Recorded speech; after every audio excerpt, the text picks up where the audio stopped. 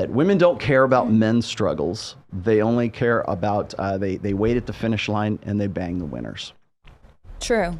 True or false? True. We'll start with the binary. True or false? True. Mm-hmm. Torsha, you think it's true? Why do you think it's true? Why would I waste my SMV years on a guy that's just potential? Mm-hmm. Most guys suck nowadays. But the other part is you're dating the finished product. Is that what you're saying? Yeah. Okay.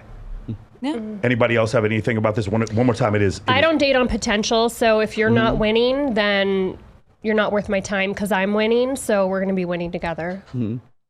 So but the first part is women do not care about the struggle. They wait at the finish line and fuck the winners.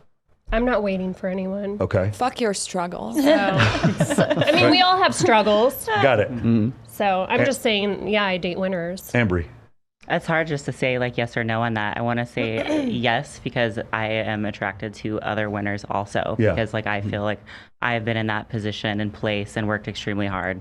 So I want that also. But it's like the disregarding the struggle, I don't 100% agree with because I'm empathetic and I would care about my partner and consideration of their efforts. But he has to become your partner first. Yeah. Because we can go to Walmart right now and see some guys stocking shelves. I mean, we said, but the point is, true. Hold on. The point is, you laughed. The point is, that's funny when we talk about the guy at the drive-through or the guy at Walmart, and then later on we're going to talk about a third of men have had 0 sexual partners in the last year. So that it is funny when we say that because that motherfucker is struggling way more than me, and. You're right. You don't give a shit. That's my point. They're invisible. Let them starve. What do you think? Personally, I'm just at a point in my life that I've been through like my struggles, and I'm not trying to be with somebody who's still at that point in their life. You know, like I have dated like not the Walmart guy, but you know, someone who like I was like providing for and everything, and I'm like, I'm not gonna do that anymore. You know, and it's like she said, it's like I'm not gonna disregard the struggle, but it's like I'm not trying to be actively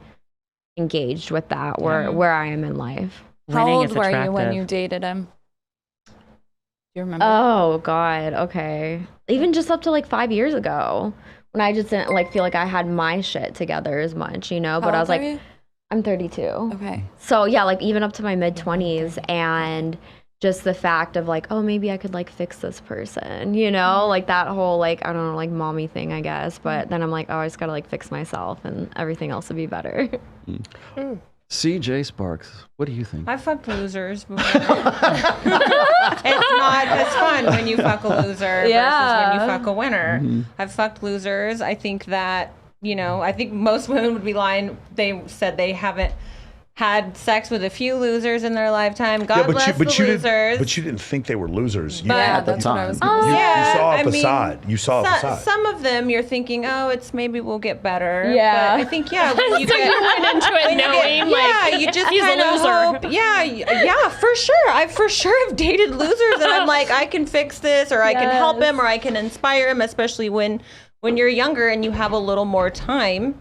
You do. You kind of put more effort into things, and you have that. You have that mindset, like, oh, we'll grow together, and we'll do this, and we'll do that. Now, at this point, I wouldn't want to. I don't desire to grow with anyone. Like, this is me at this point, and if you can, I really want to just find somebody that the demons play well. His demons play well with mine. So.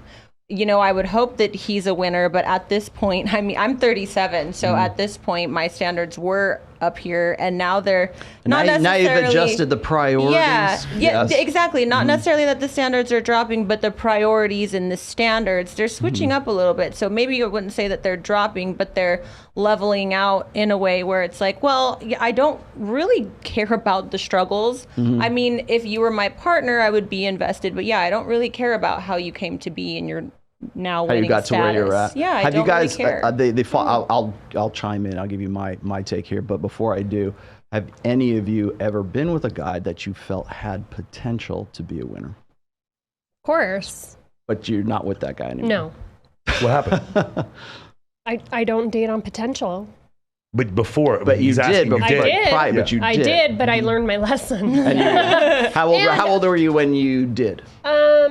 I mean, so I'm thinking of one person in particular, and I guarantee, there's no doubt in my mind he'll be worth millions in the next 5 years, for sure, without a doubt.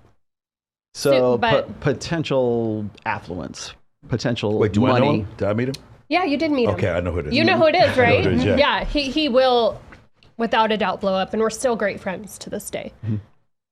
Any of you? Well, I guess you have already dated a guy that you felt you wouldn't have. potential. Yeah, I was gonna say you wouldn't have Yeah. been with him if you didn't think he had potential. Yeah. I mean, I've dated all types. Some of them have potential, some of them didn't. But I wouldn't anymore. I think, when a woman reaches a certain age, you can't really date on potential. I don't think, men, are you going to date as a man, somebody, well, maybe she'll cook for me one day. Maybe she'll learn how to give me that blowjob that I love one day. I mean, I wouldn't, if it was my child, my son or my daughter with I wouldn't, I would tell them to kind of, judge somebody for what they're got going on now. And then if you're super happy with what they have now, then whatever comes extra, the potential down the road, then you're just like even more happier. I don't think that's really a good idea to Yeah, date but on what if they potential. take a turn for the worst? Because that's happened before too. There's always what if. So what if? Yeah. What if? Have you been with a guy who you thought was going to be a winner and then he got zeroed out? He then suddenly it took a turn for the worse. Are you talking to me? Yeah. Yeah. And you're no longer with them. I was married to him for 10 years. Now, was that what precipitated the divorce? Probably. I mean, so there were substance abuse issues. And to this day he still struggles, which tells me I made the right choice. So now it's become a non-negotiable for me. See, I'll chime in. I'll give you. I halfway agree with what Rich came up with. Yeah. I've actually written a couple of different essays about this. I understand that there are only so many winners in the world. So when a guy passes the finish line, and there are women waiting for him at the finish line, there are precious few of those guys. So when women are between the ages of, say, about 18 and 28 years old, when they are in their prime, sexual market value, they have they have a form of sexual capital. Okay, it's like giving women $1 million at 18 and say, okay, you got to invest this in your long-term secure. This is like your retirement plan. Is your big boobs and your beautiful face and everything else. That's your retirement plan. Okay, and so. The reason why I say that I brought up potential is because not every guy is a winner right when you meet him. Women have to determine whether or not that guy's going to be a winner, and she'll be in the car with him when he goes past the finish line. And so what happens then is women have to invest in a man's potential. And usually that doesn't play out very well because women's judge of character, especially when they're 18 to 28 years old, is much lower.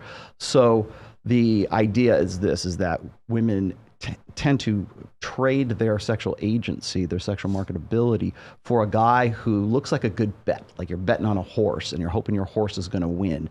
And then when he gets to a certain point, when you ditch the guy, none of you are with the losers anymore, I would presume.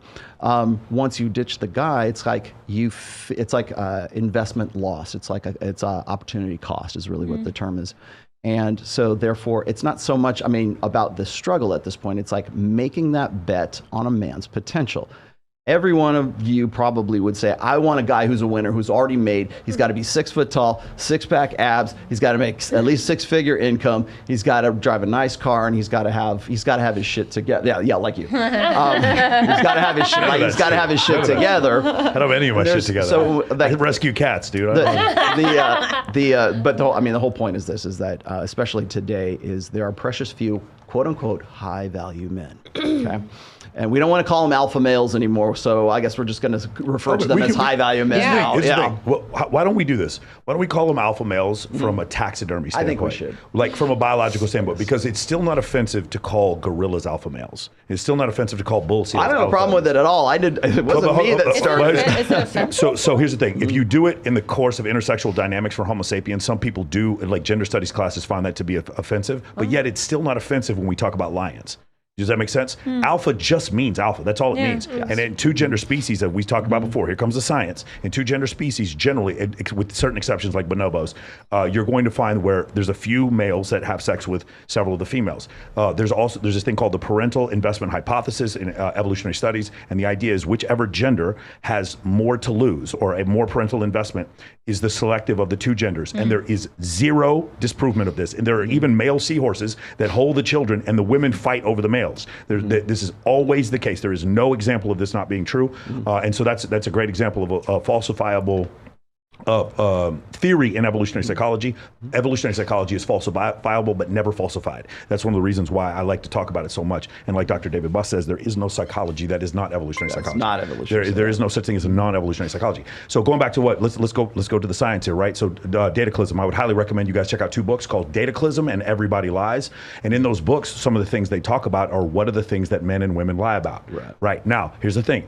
It was really interesting. A master's degree was the equivalent of a woman having blonde hair. Like they started stratifying these different things. A man's extra amount of height had to do with a woman's extra amount of youth. It was stuff like that. And then where men would lie about their height, women would lie about their weight and their age, men would lie about their height and their income. These were common things. Now, if those things are common, anything is pervasive, it must exist in human evolution. There is no example where this is not the case. So in this case, when we're seeing these things over and over again, that should tell us that this is not just my opinion that women are going to chase after the winners, right? Because I don't want to give my opinion. I want to say what do we see scientifically? We do see men tend to chase after the winners. And when we survey women, again, another book I would highly recommend is Why Women Have Sex by David Buss and Cindy Meston. If you guys read that book, you're going to find that women tend to like taller men versus shorter men. Yes. You guys, ladies, let me know if you disagree that men who are taller would have an advantage, not in every case, but would have an advantage over men who are shorter. Would you guys agree? I'm not talking. A fight? Time out. No. With women.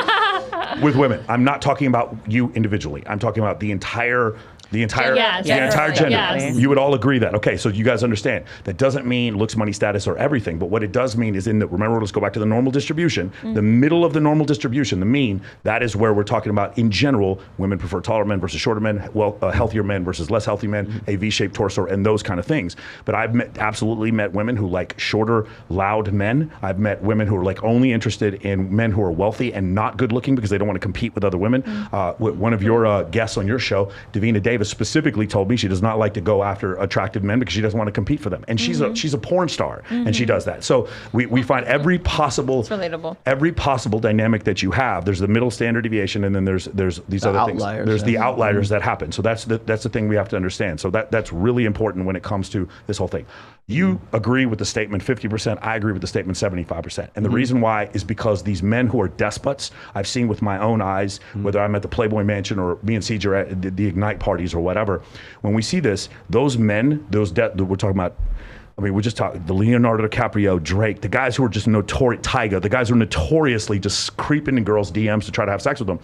There's no end of their roster. There's no point at which these guys are like, well, I've fucked enough women, gonna stop fucking these hoes. They never stop. Obviously, you guys know one of my friends. He says he's been with 1,400 women, and the motherfucker like doesn't stop. Like every fat kid in Brazil. Every week, Dan is Bulgarian. Every week. Oh, Bulgarian. I thought you meant another. Oh no. Isn't it funny? Hold on. Isn't it funny? Yeah. Isn't it funny? Isn't it funny that both of them say they've been with 1,400 women? Yeah. I wonder where he got that number from. Anyway, 1,400 cc's. So you know, the thing with Bulgarian is like he's been with beautiful women, and every week who's he with? Different beautiful women. It doesn't stop. So that's the reason why I don't quite disagree. Because when you say all the women can't get to those men, I'm telling you, man. How tall is Dan? Dan is 5'9", 5'10", somewhere around there. Oh, I feel like he's a little taller. No, he's about that height. Really? 5'10"? Yeah, he's probably 5'10". Yeah. Okay. Yeah. I feel like he was around my height when I saw him.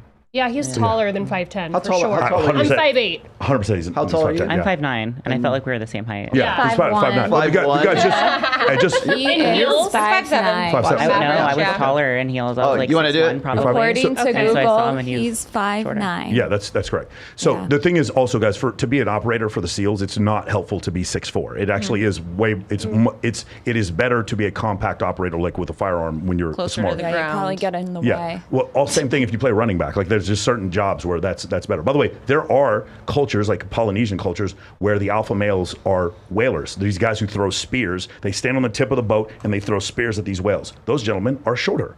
Those are the ones that are killing the meat, and those men are higher status in that unique situation. Make sense?